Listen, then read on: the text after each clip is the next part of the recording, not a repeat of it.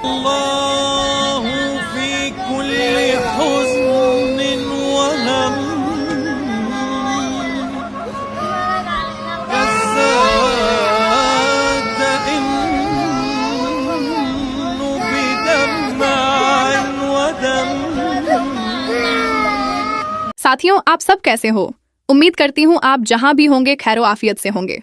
आज फिर एक बार हम उस फिलिस्तीन की बात करेंगे जिसे ईरान, अमेरिका और इजराइल के बीच चल रही जंग के पीछे दबा दिया गया है।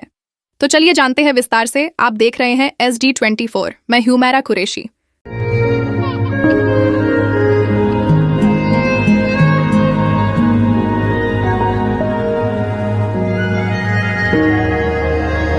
दो साल बाद भी फिलिस्तीन पर इजराइल का जुल्म कम नहीं हुआ। इस बीच कई जंगें हुई, कई बकलौक हुए, कई संगठनों ने कार्रवाई की, कई लीडरों ने निंदा की, कई हजार लाख लोग सड़कों पर उतरे, कई आंदोलन हुए। इतना सब कुछ हुआ जो इतिहास में आज तक कभी नहीं हुआ। बावजूद इसके फिलिस्तीन पर हो रहा जुल्म रत्ती बराबर भी कम नहीं हुआ।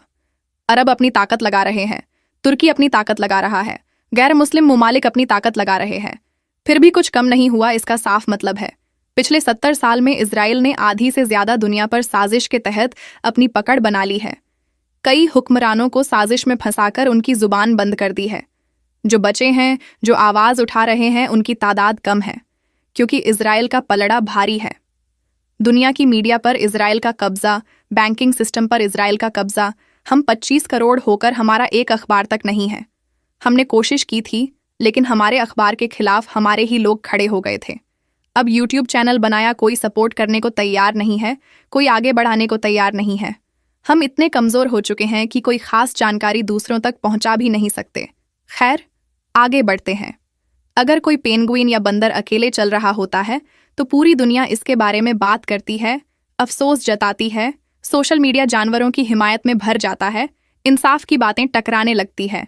लेकिन जब बात दबे कुचले और मासूम लोगों की आती है तो पूरी दुनिया आंखें मूंद लेती है। हाल ही में सोशल मीडिया पर उस बंदर ने खूब सुर्खियां बटोरी जो बिन माँ का बच्चा था और एक गुड़िया को माँ समझने लगा था। इसे देखकर सोशल मीडिया पर लोगों ने इतने मगरमच्छ जैसे आंसू बहाए कि मगरमच्छ भी शर्म से चुल्लू भर पानी में डूबकर मर गए, क्योंकि इन इंसानी जवारों को फिलिस्तीन के 70,000 मासूम दिखाई नहीं दिए, लेकिन एक बंदर का बच्चा दिखाई दिया। साथियों, SD24 न्यूज़ को 15 अप्रैल से मिलने वाला फाइनेंशियल सपोर्ट और यूट्यूब के सभी सोर्सेज से जमा इमदाद हालात को देखते 1 मई को UNRWA में जमा की जाएगी। अशरफ अब्दुल, मोहम्मद जैद पूनावाला, एजाज यासीन शमसी साहब और हमेशा सपोर्ट करने वाले शेख हबीब इसा भाई, अफजल भाई, अनवर भाई कलादिया, सैयद नसीरुद्दीन कादरी साहब समेत उन सभी मान्यवरों का शुक्रिया जिन्होंने छोटे बड़े अमाउंट से सपोर्ट किया और हमेशा करते आए हैं, और उम्मीद है हमें सपोर्ट करते रहेंगे।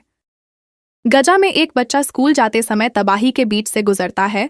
तबाही और तकलीफों के बावजूद अपने साथ उम्मीद लिए चलता है, और हम 25 करोड़ लोग अरबों से उम्मीद लगाए हाथ पे हाथ धरे बैठे हैं। तो कोई गालियां दे रहा है, कोई गरिया रहा है, तो कोई कोस रहा है। इसी को हम क्रांति समझ बैठे हैं। इजराइल में हर दिन 10 से 15 फिलिस्तीनियों को मौत की सजा सुनाई जा रही है। हजारों लोगों को अजियत, तशद्दुद का सामना करना पड़ रहा है। हजारों माएं बिना बाप के बच्चों को भूखे पेट पाल रही है। गजा की फिजाओं में मासूमों की चीखें गूंज रही हैं। समुंदर की लहरों में खून के खतरे चील चिला रहे हैं। खंडहरों से शहीदों की आवाजें आ रही हैं। टूटी मीनारों से दुआएं गूंज रही हैं। माओं की कोख सुनी पड़ी है। बच्चों के सर से वालिदैन के साए उजड़ गए हैं। और हम, अफसोस। आज के लिए बस इतना ही। मिलते हैं नई अपडेट और मिडिल ईस्ट में चल रही जंगों के नतीजों के साथ अगले वीडियो में। तब तक के लिए फी अमानिल्लाह।